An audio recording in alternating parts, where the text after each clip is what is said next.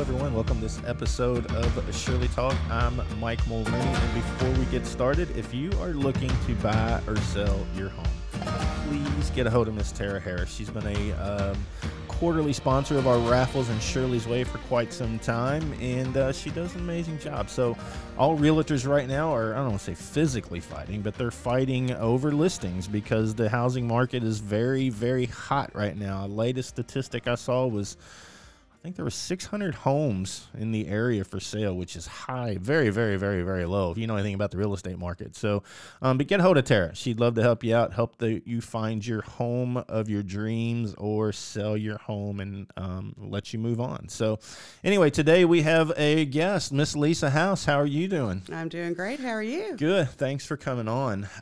You know, we obviously went to high school together, and I saw the Shepard last name, and I didn't put two and two together, so I was embarrassed when I asked that. So we chatted a little bit on social media before you came in about your husband had passed from cancer. How long did he fight? You said he had appendix cancer? Yes, Mike had appendix cancer.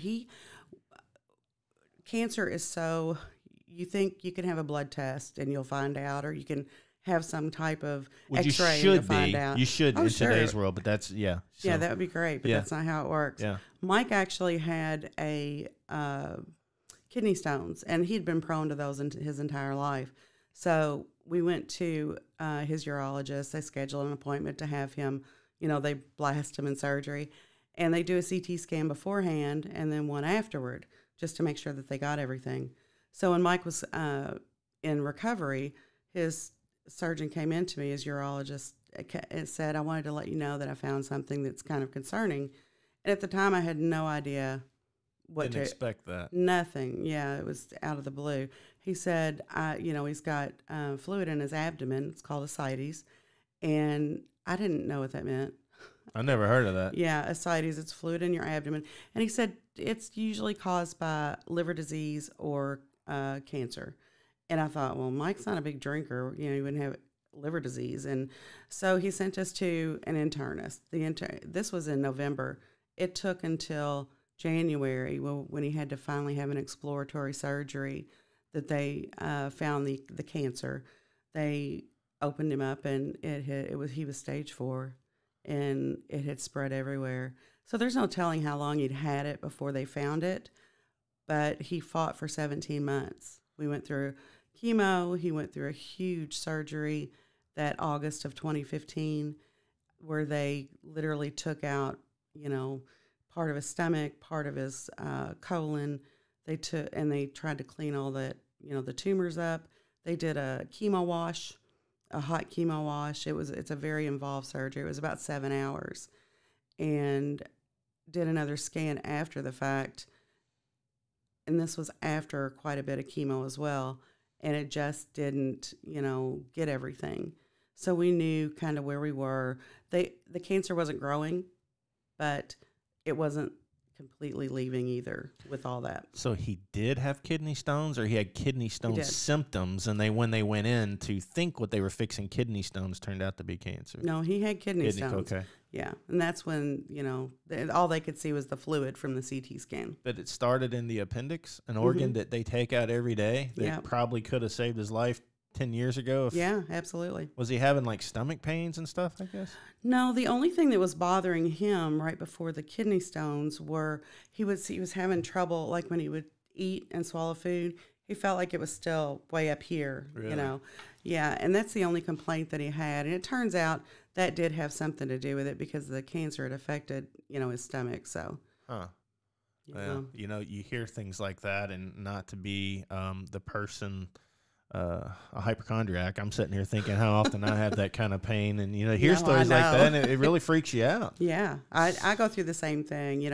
I had a scare myself. I had to have a biopsy in February last month, and it scared me to death. It really did. It turned out to be nothing, thank you God. And I reached out to a friend of mine who as well. Yeah, Tammy. To talk to her, because I didn't know anybody else who had been through that, and she was amazing with me. Oh, and yeah. She'll tell you anything and everything. She put my mind to rest. She's, this is what to expect. And I even went in there that day for the biopsy and, felt good because of the things she had told me. But if you can, I think all the time, it's cancer, my leg hurts. Is it cancer? Yeah, so, I've got younger. I say younger. They're not little. They're 13, 15, and 17. And anytime, and given what we do, anytime they got an ache or pain, and the worst thing you can do really is to get online and look at that stuff. I know, it's terrible. Google's because the devil. it'll freak you out in about 5 seconds. So. Yeah, it really does. So were you the primary caregiver? I was. Mike, after his surgery in that August, he never really recovered to even, the month before that, as sick as he was. We were in the process of trying to get him into the Sarah Cannon Center in Nashville for some, exploratory treatments. Never heard of that place. Yeah, the Sarah Cannon Center does a lot of cancer research, and he was eligible for one of their programs. But every time we were scheduled to go, something was going on. He was too sick, or he couldn't eat, and his weight was, he bottomed out. He lost 100 pounds from the time he was diagnosed until the time that he passed away. As a matter of fact, he couldn't eat. I mean, I would make meal after meal after meal. He'd think something sounds good and couldn't eat it. And so I'd make he said, this sounds good. I would make that. He couldn't eat it. They ended up putting him on bag nutrition at home. Yeah. And that was another stressful part for me, is because I had to hook all that up. Yeah. They sent a nurse out once to show me how to do it. And can you imagine how intimidating that is, because infection is a huge risk when you're doing that. And it didn't help, for him. The cancer was still there, but the truth, I think, is that's not what ultimately killed him. The fact that he had lost so much weight and the damage that the chemo had done to him is what. I do too. I think we're killing people by that process, where I think there's more natural remedies out there that could probably help more with cancer. I had a friend of mine, he was as big as me, probably bigger. And when he died from cancer, he weighed 85 pounds. Yeah. So picture me weighing 85 pounds. I'm about 250 right now. Yeah. Mike was right at 110, I think. Mm-hmm. So, was he a bigger guy? Typically? When he weighed 210, 220 when he was diagnosed. Yeah. Somewhere in that.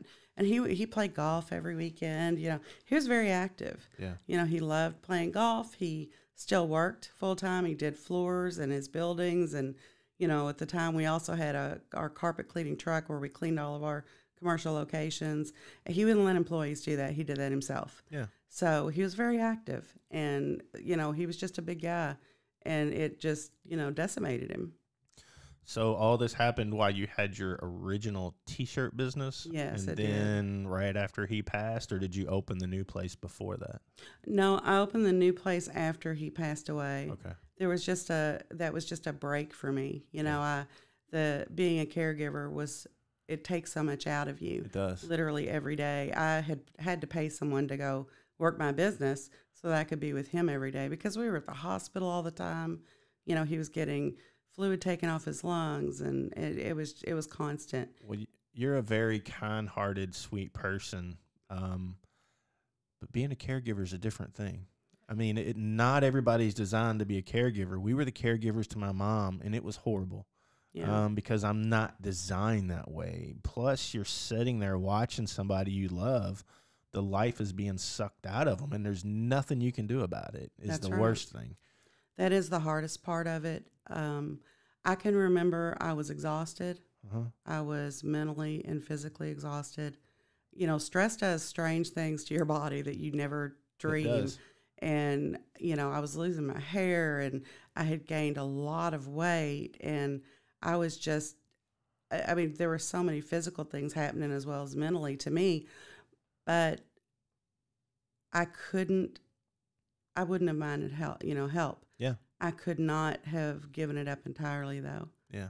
When you love someone, oh, for sure, you hate to see them suffer, and he was suffering, and it hurt my heart so bad. And I knew if I wasn't there, then it would be even harder on him. Mm-hmm. So, But you know, those are watching it- sacrifices you make for the people that you love. Yeah. So, It's just it's PTSD. yeah, it really You're is. sitting there watching somebody Yeah. deteriorate, and there's nothing you can do about it. And then, I don't know your beliefs in God or anything, and I'm always on the fence, but I'm looking up saying, all right, if there's no turning back, let it happen now.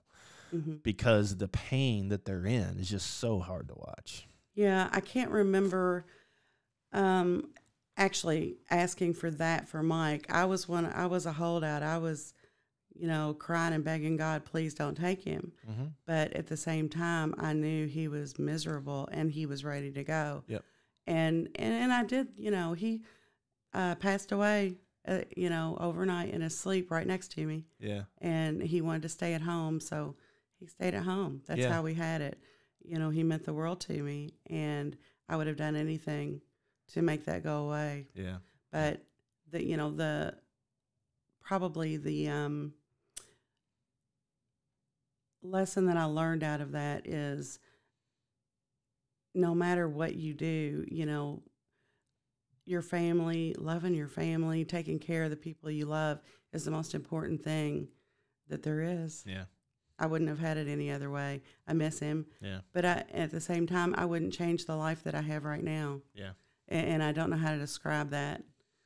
Yeah, you But- can't. You can't put that into words because it feels like if you do, somebody's going to say, you're taking away from what you have now. But, it's okay to think back of how things were. Sure. But, yeah, it's tough to watch and see. And, I don't know how people do this every day. I don't know how they're a nurse. And it takes a special person to be able to do that. Yeah, it does. Yeah. Well, I'm still in contact with one of his nurses. She That's was cool. an amazing person. She worked on the cancer floor up there, and she took care of him. He was adamant, nobody's going to take care of me but Tracy. Yeah. And Tracy always took care of him, and I'm still friends with her. She's a fabulous person. Yeah. And they do, I don't know where she finds the strength to do that every day. I don't either, but so many of them are happy, Yeah. truly happy people. Now, when Mhm. they're home by themselves, they might sit around and have Yeah. some sort of depression or anxiety. But they won't share that with us. They don't. It's Mm-mm. amazing, their heart and soul, what they're able to do every day and not sit around and cry 24/7, So Right. that would be me. I'd Being be an a mess. emotional person is okay. It is. I'm a big old sissy. I mean, it gets me to think about what we're dealing with and the suffering of cancer, but yet there's nothing being done about it. That is frustrating. And I know they're working on cures, but I had a doctor say, fine. But just because they've got a cure doesn't mean you can afford it. And, That's right. And when a doctor told me that was eye-opening. Well, I'll tell you this about, affording cancer. We were fortunate in that we didn't have to, give up anything that we had to pay for his treatment. However, insurance was $800 a month, Mm-hmm. and you continued to pay that. Then you paid your copay on all of your treatments, and whatever's left that you can't pay. And what ended up with us is they put liens on my house. Yeah. And there was no other choice. That's how it had to be. And that should be completely illegal. Well, I agree. I understand that they want their money. They took good care of Mike. I get it. But some of these things were so expensive to have there was a gene testing Mike had to do to go to the Sarah Cannon Center for one of the trials he was going to be part of. And I mean, that was like $10,000. I know. And insurance wouldn't pay for that, So by the time he passed away, I had liens on my house that literally took up an entire life insurance policy to pay off. And I had to pay them off. So It's just disgusting. And again, I'm all for paying your bills. The way a car mechanic works is they look at a job, and that job requires 3 hours of work. And whether it takes him 10 minutes, you're going to pay for 3 hours of work. Okay? You can't tell me in the medical field that they can bill that the exact same way, because I feel like that's what they're doing. Well, this CR blah, blah, blah scan says I can make $10,000. It Right. took you 2 minutes to run a scan. Why is it $10,000? yeah, Because I can charge that. that's right. And it should be illegal. They're taking advantage of people when they're sick. and It it's would be just different wrong. if we had a different healthcare system. Yeah, and I don't know what that looks like. I'm all for some sort of healthcare system, but I don't want our government managing it. No, I agree. They're the most inefficient entity in the world, I agree. and that's both sides. I'm not talking Dems or Republicans. They're inefficient, and I do not want our government managing that. Me either. Do I think we need something? Absolutely, but maybe. And I'm all for success, but instead of 3 BMWs or 5 for a doctor, maybe they'd get 2. You know, I'm okay with that. And I'm not picking on doctors, but because I don't know where the problem lies. No, I don't either. I don't know if it's insurance, if it's pharmaceuticals or doctors. They're all doing this, pointing to one another. So none of us will ever figure this out. No. And there are people out there. That's why Shirley's Way is important to me, because there are people out there who are not as fortunate as some of us are and need money for groceries, and they need money for their electric bill. My mother was in that situation, when she was diagnosed in 2006 and she passed away in 2008. Yeah. And I tried so hard to find help for her.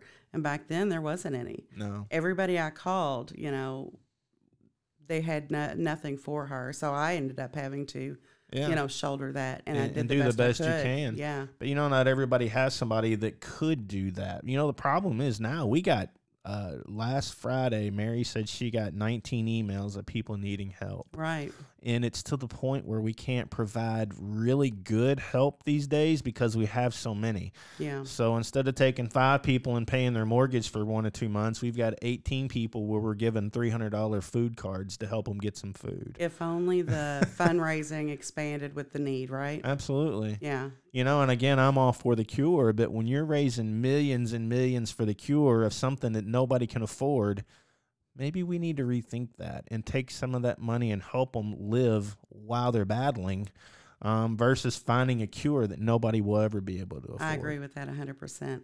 And that's what I wished for when my mom was sick, was looking for, I just needed help. She was in Georgia and I was here, and I was just looking for help, getting her to appointments, getting her, some help with her electric. She couldn't work anymore. She was on a walker. And, all these foundations out there who said that they were there to help. They don't. I don't know where it goes, but they don't. It's the biggest misnomer. It's the biggest cloud that I've ever seen. Yes, it is. Just doesn't make any sense to me. Well, I want to offer some hope. Something that you and I talked about in our instant messaging late last year. You talked about someone that you knew that was having a difficult time losing their spouse and what happened after that. And that's something that you don't ever stop loving the person that you lost. Mm-mm. You never will. I will always love him, and I loved our life. I loved what we built together. But if you're open enough to trusting somebody else, and it's not easy. I was scared to death. I don't want to let this happen to me again. Mm-hmm. I don't want to love someone and lose them again. That was my biggest fear. So I joke all the time. I was remarried again. It'll be 4 years ago this August. I joke with him. I married you because you're younger, so I'll die before you will. That's hilarious. But there is hope. I heard this one time, and I've never forgotten it. And it's what I live by. Imagine your grief is the size of a softball, and you put it in a jar. And that softball takes up most of that jar. But, over time, it looks like that ball's getting smaller and smaller. Turns into a baseball. Yeah, or a golf ball. Golf ball. But that's not what's really happening. What's happening is your jar's getting bigger. Yeah. Your life's getting bigger. I've never heard that. Yeah, and that's how it is for me. My life has gotten bigger. There are more people in it.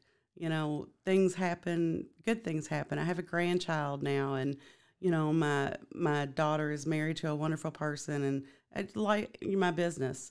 Life gets bigger. So your grief is still there, and your grief hasn't changed. You just deal with it better on a daily basis, and it doesn't fill up the whole jar anymore. Do you think things happen for a reason? Are you one of those people that believe that? Sometimes I say that, but I will say that I never understood, why Mike was taken. Yeah. And I was mad at God for a long time. I'm still am. I'm not You gonna know? lie. I've had a few pastors in here, and they've tried to talk me off the ledge, and I've heard it. yeah, and and it's a grief anger. It's not a I hate. It's a why does this happen? And none of us know the Yeah. answer to that. No, we don't. All I know is this, that I'm going to die one of these days. Yeah. And whether it's from cancer or a car accident or heart disease or diabetes, whatever it is, I'm going to die someday. We are not designed to live forever. I wish cancer was different, but we are, imperfect, infallible creations. I just don't understand the pain. I get we have to leave here, but why, if God exists, and I believe there's a higher power, but why didn't he take Charles Manson? Why did he let him live forever on death row? Why did he take your husband and my mom versus somebody like that? Right. And then the two, I'm assuming he was a super sweet, nice guy. My mom was a wonderful person. Why did they allow so much pain? My mom was in so much pain, you couldn't lay a sheet on her feet because she'd cry. Right. That's why? the anger I had. Why? Just let them, if it's going to be cancer, don't cause the pain. She did nothing to deserve that pain. And that's my biggest problem. I get they have to leave and everything else, but I just don't understand the pain. I don't either. I have no answers for that. Yeah, except none of us do, but it's just one of those things, You learn to deal with it, and that's how we grow as human beings, as people. Yeah. We learn to deal with things, and that's the only way you can learn something is by going through a situation. Yeah, we talked to a lady. She's in Michigan. Her name's Carrie, and her son, Jackson, was diagnosed, having some problems. He was diagnosed with some rare cancer, and he died 3 months later. And we've talked about that. Her and I might check in with her. I haven't talked to her in a while, but she, and we all said the same thing. You never forget. It just gets a little easier to get through the day. Yeah.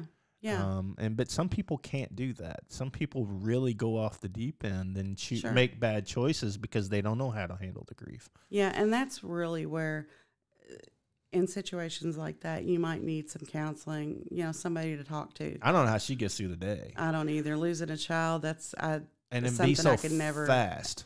fathom. Be so fast. So. Yeah.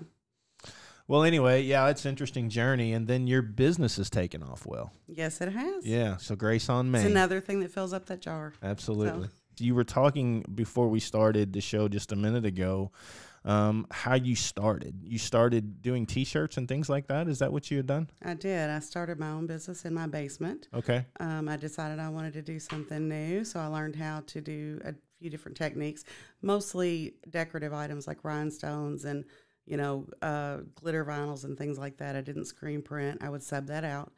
I saved up enough money for a year and opened up on Main Street in Mount Washington. We call it Main Street. It's North Bardstown Road. So. Okay.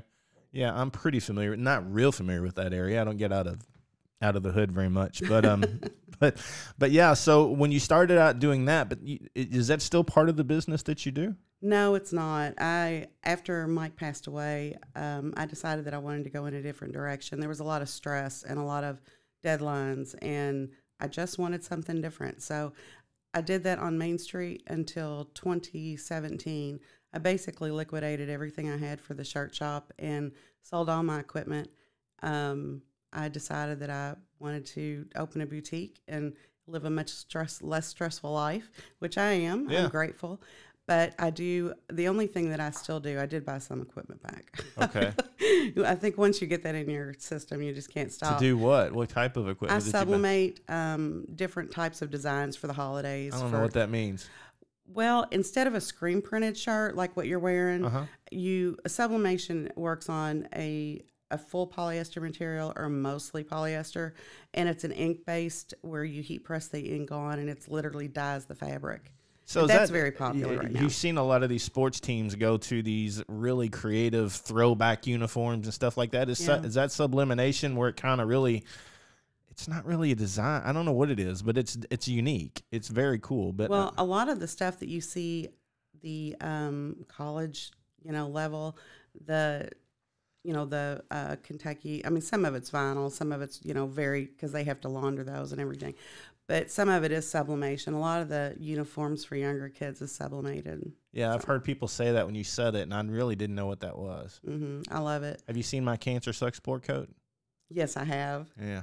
That is sublimated material, I'm Is sure. it? Yes. I was going to ask, can you do Yes. something like that? I always, since we started the Queen of Hearts raffle, I've always wanted a shirt that had Queen of Hearts all over. Anyway, we'll talk about that later. So Shirts we'll are figure that out. easy. Sport Yeah. coats are a little bit more difficult. Yeah, the guy that did mine, he gets them somewhere out of the country. He's one of the best places you can get them done, and he Yeah. couldn't find them anywhere else. So Well, they're fabulous. yeah. So what kind of things had you ever been involved in a boutique before? I mean, that's a big jump to just decide I'm going to start a new business away from what I'm doing. Well, to be honest with you, it's not as big a jump as you would think, because when you're involved, I mostly did women's sportswear anyway. So when you're involved in the women's sportswear market, you've got an entire line. A lot of my vendors repped, the companies that I buy from now. So they would have, I'd see all these lines of clothing, and that's really what got me started thinking about doing it anyway. I've never been a fashionista or somebody who... Yeah. I mean, if you come to my store during the, Tuesday, Wednesday, Thursday, normally I am, like yesterday, I wore jeans and a sweatshirt to work with, a pair of my boots, and that was it. I don't dress up on a daily basis. I used to. I don't either. It is what it is. It's what you get. Yes. I used to, but I'm just, the busier you are. For me, it's work. I go in, I've got tons of UPS coming in every day, FedEx, and I'm unboxing and I'm pricing, I'm doing computer work and bookkeeping.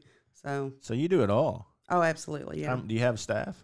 No, not anymore. I did with the shirt shop. Really? I had, 4 people who worked for me then, and that was also stressful. I swore I'd never have another business where I had employees.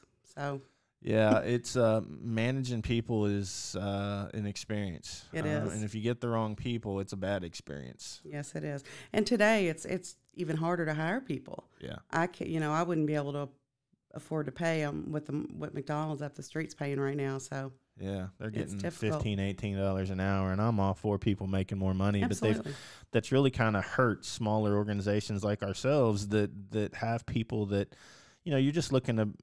This is what we do. We look to find somebody that's retired, wants to make a little extra income and help us out at some stuff. And it's really been our niche, but it's tough to find somebody like that. It's tough to find people who can be dedicated to something and not take advantage of you. Yes. You probably deal with cash still. A lot of places don't. Sure. And having cash disappear and trust somebody that's not going to happen. It's very tough. That's always a concern. Yeah. So who runs the store when you're not there? Can you take a vacation? I mean, what are you only open certain hours? No, we are open 10 to 6 through the week, and then 10 to 4 on Saturdays. A couple of years ago, one of my friends and customers started her own business. Okay. She used to run one of the big greenhouses in Bullitt County, and they sold. The owners retired, so she was their designer, and she started her own business in her garage. She makes wreaths. She makes, she hand paints her signs. She hand paints everything she does. It's amazing. And so she came in 2 years ago, added her product to my store, asked her if she wanted to share space. And it was during the pandemic, which was perfect because we were doing curbside pickup at the time. Yeah. And, it was a tough part of the year to get through that year, but it also kind of pushed my business farther than I would have without it, because I had to start doing live sales on Facebook. So, yeah, I do a lot of live sales, and so does she. So that made you think outside the box a little bit. You have to if you want to stay in business. Yeah, because people like to buy online, and right or wrong, it's much easier to do that. So you actually started doing that online, and people could see your products, and they didn't have to go visit you. Is that right? Exactly. And then I would have people try things on, and, I would wear the clothes that I'm selling so people could get a good idea of what it's going to look like. Because I carry size 6 up to size 22. Okay. I'm a full service, full size boutique for everybody. So I like that. Well, that's so do you need some models? We need to find some models for you, the model stuff? I can always use we'll models. Get Andrew to do it. He'll do it. Oh, you said you only sell women's stuff, right? Only sell women's. Well, all right. Sorry, brother. Well, I guess you could do that in today's world. Yeah, you could. It wouldn't surprise me if I had somebody walk in. Yes, absolutely. So you don't make stuff anymore other than the sublimination stuff that you do. The sublimated T-shirts. I just do them for holidays and events like Derby. I'll do some for Derby, and they're all my own designs. What are those hats that you do? Those what do they call for Derby? Fascinators Yeah, and Derby yeah. hats. Y'all have I those? don't do those only because there's another local boutique in town who sells them, and then we have a creator in Mount Washington who actually sells them, and there's no way I could top what they do. So. Okay. So you don't have those in your store? Nope, They don't sure like don't. send a few over for you to sell for them or No, anything? I do everyday stuff. You Like know, what? T-shirts, dress shirts. What you got on? Is that yeah, from your everything I'm wearing today came out of my store. Okay. I keep banging my hand on the table. I'm sorry. It came out of the store. I sell a few of the nationally known boutique brands like Judy Blue Jeans. They're a very, very big thing. stuff? Never heard of those. I know. It's okay. Judy Blue Jeans. Yes, Judy Blue Jeans. Okay. They're very popular. I sell a lot of them online. I sell a lot of them in the store. And I have brands like Charlie Page, Coco and Carmen, Simply Noel. Those are like anchor brands. And then I order smaller pieces like, this jacket from somebody else and this shirt from somebody else. So how did you said some of your vendors you used when you were doing the T-shirt stuff? So obviously you had some of those connections. Mm-hmm. How did you find the rest of your vendors? I mean, just they found out about you and come try to sell you some of their products? Yeah, there are a few who found me that way. Yeah. Once you start buying from other wholesalers, pretty much they share lists, and a lot of people will get a hold of you, and then you have to know where to look. I knew where the garment district in New York was. I knew where the garment district in Los Angeles is. I mostly order from people who are in Los Angeles. Really? Yeah. And most of everything I carry is made in the USA. So, Well, that's good to hear. yeah, it's impossible to find everything, Yeah. but most of it is.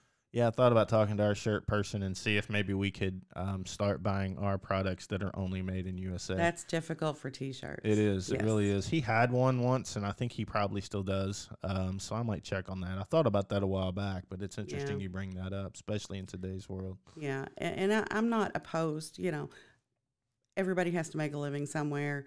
And if Americans are spending money on clothing here in America, that's providing a job for me. That's providing tax money for our city, for our county, everybody. So it really does get distributed evenly in the USA, even if you buy from overseas. Oh, okay. Well, I didn't know that. But Sure. it just seems like if you're buying stuff that's actually made here, you're contributing a little bit more. But Yeah, but if you can't find someone who does it, that's true.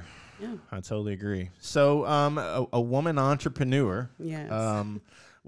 Did you have anything challenging for that happened along the way? I'm sure there were a ton of challenges, but I mean, did you have problems with that being a woman entrepreneur?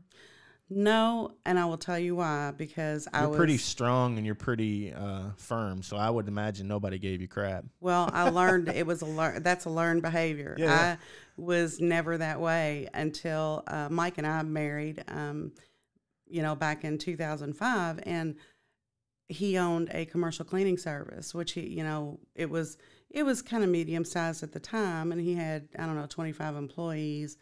We did Class A medical buildings and office buildings, multi-story, and I started out working for his company, doing a lot of the employee management, the HR stuff, and dealing with property managers. And then I would go out and, do walkthroughs with property managers, bid on new properties. I learned it all from that. And by the time, in 2016, I guess when, Mike was sick and before he passed away, I think we were cleaning 600,000 square foot a night. Holy smokes. Yeah, and we were down, so we let a few properties go. So I think we had about 50 employees at the time. So I learned a lot of it from that.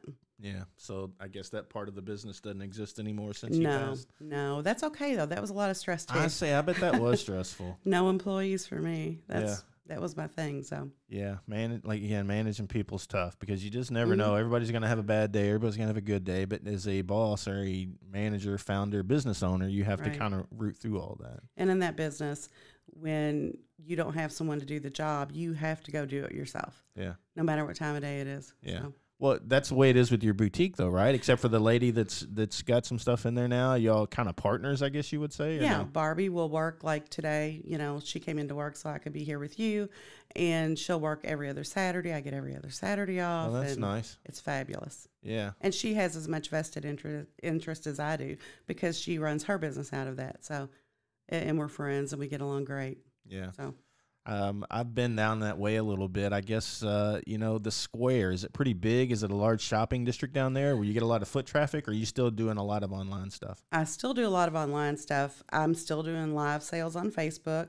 However, in the past year and a half, I have an app. So you can actually download the Grace on Main app from your, wherever you download from Apple or your Android phone, and shop online 24/7. So are you the one behind the scenes putting everything online? You have to Yes. take pictures of it all and upload it and all that? Yes. Well, what a hassle. Everything. Yeah, we sold some shirts online when we started, but man, that's a lot of work. It is a lot of work. I got tired of uploading stuff and That's why changing my eyes prices. look the way they do all the Yeah, time. and then if you don't have something after somebody buys it, then you got to deal with the repercussions and people saying, we shouldn't have been on your website. They don't understand what a pain it is, and I get it. They're No. shopping, but it's a lot.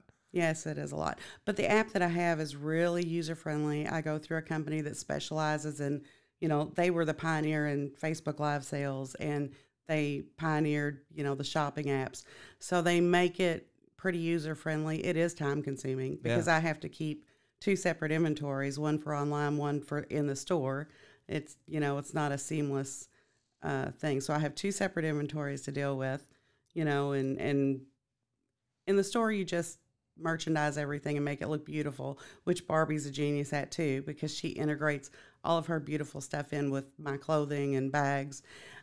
But online, I just pop the pictures up there and, descriptions and prices, and people can purchase, and it comes through right away. Like this morning before I came here, I went in and filled an order that came in at about 6:30 in the morning. So just in case she showed up while I was gone. Yeah, I've got some point of sale experience through my day job, and I know what you mean by trying to manage 2 inventories. Yes. Not all systems allow for that. It just depends on the system you have, and it's difficult because if you sell 50 items online, then that means you're pulling from your store inventory, and it could really screw you up. Yes, that's right. Yeah, I don't think anybody understands that kind of nightmare other than if you're the one doing it. So. Yeah, and I've been doing it for a year and a half. Every once in a while, it'll catch me, and I'll sell something online that I've sold in the store. And it's happened where I've sold something online, 5 minutes later, it sells in the store. Yeah. And I don't realize it. So I have to be very careful about that. Well, everybody, selling stuff online, again, is very difficult, and it's a pain. When we first started, like I said, we started selling shirts, but we would have 20 shirts in stock, and somebody will sell 25. Well, then I got to go figure out how many I have to reorder, because if you only buy 5, you're going to pay full price versus if you buy a quantity. That's right. Then I got to buy 20 more, and I've only sold 5. Then I'm stuck with 15. It's a complete nightmare. And well, that's your nightmare because you're dealing with the same product all the time. The good thing for me is I have anywhere between 6 and 12 of the same item in different sizes. And once it's gone, it's gone. I order something new. Okay. So. But keeping up with your inventory online is difficult because if they buy it online and you don't have it anymore, it's difficult. Yeah. I'm definitely more adamant about keeping the inventory online correct. Yeah. Because, in stores, I can walk over there and look at something. But online, I don't want people shopping something that I'm out of stock on. So I keep up with that pretty good. Yeah. So business owner, you do it all. I do it all. You run the store, you do the inventory, you do the accounting, you do the taxes, you do the, So, is that something that it's just, would you recommend somebody jumping into business on their own? You hear people say all the time, I just want to own my own business, but they don't realize what it takes. Well, the truth is, and I've said this to my close friends only, but I'll share it with you today. I call people like me our own special kind of stupid. Yeah. So I'm one of those dumb people. I jumped in and created a charity, so figure that one out. There you go. But you're right, because as the business owner, you're the face, you're the voice, you're the everything. You're everything. Marketing. So you have to remember everybody's name. Of course, I have a lot of repeat customers. I've gotten a lot of wonderful friends through being my customers. Yeah. But you remember everybody's name. You come in contact with all your customers. And it used to be where I wouldn't take a Friday or Saturday off because those are my 2 busiest days of the week. Yeah. And I loved seeing people. But, now that I'm so many years into it, I'm like, I really want a Saturday off. So.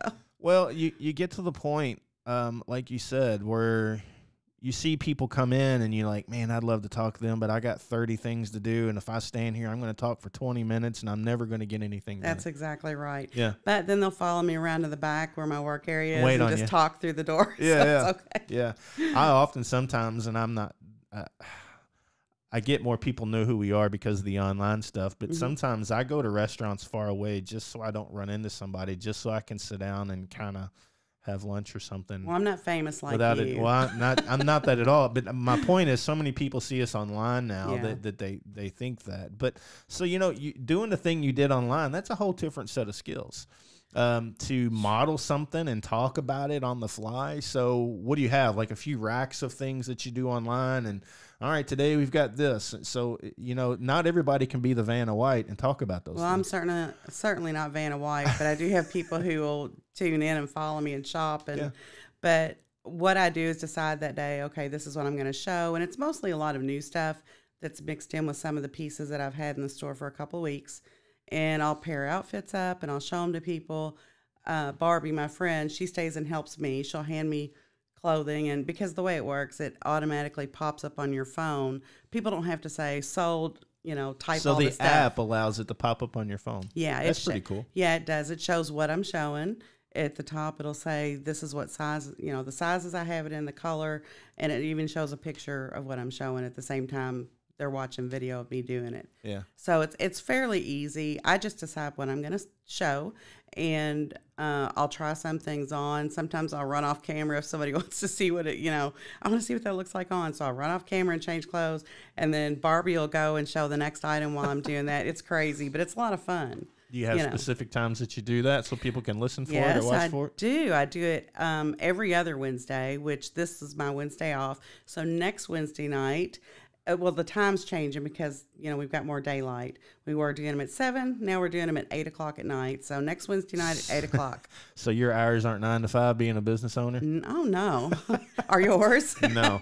I bring that up jokingly because you said you do it at 8 o'clock at night. So usually every 8 o'clock on Wednesdays is what you're every other Wednesday, yeah. So, but yeah, you can find out when the live sales are either by downloading the app, because I always put a message up on the app if we're having a live sale on that Wednesday, or you can go on the Facebook page because I advertise it there too. Okay, so you'll stream it to both locations? Yes, I stream it to 2 Facebook pages, the VIP group for my store, the store page, the app, and I can stream it because I have a website too with all that, and I can stream it on the website as well.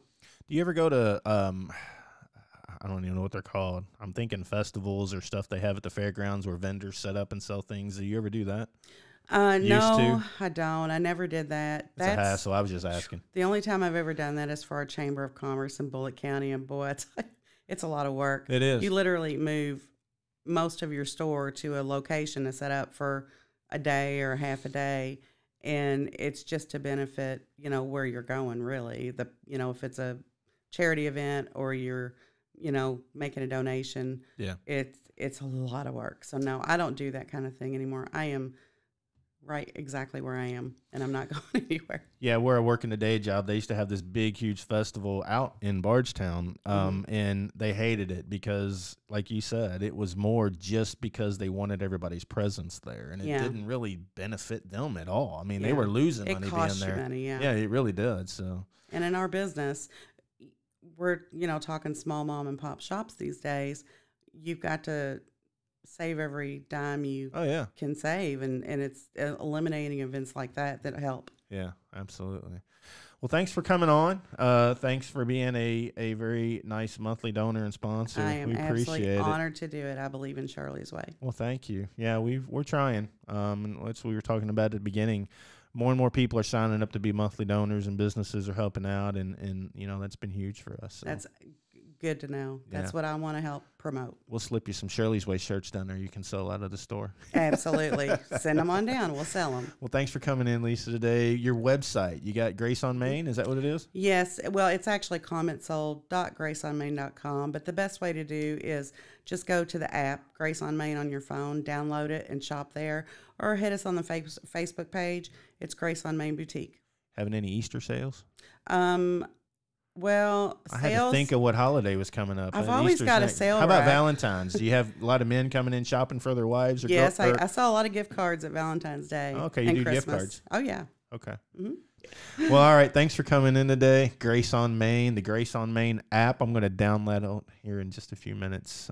So thanks for coming in. Thank you, Mike. If you want to continue to help Shirley's Way, go to shirleysway.org. And we're asking everybody to go out to sign up and be a $10 monthly donor. You wouldn't be surprised how much that has helped us.